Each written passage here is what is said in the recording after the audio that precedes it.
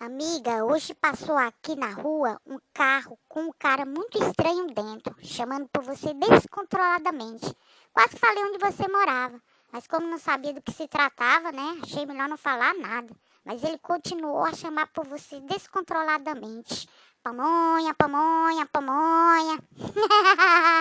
Pamonha. Tchau. Beijo.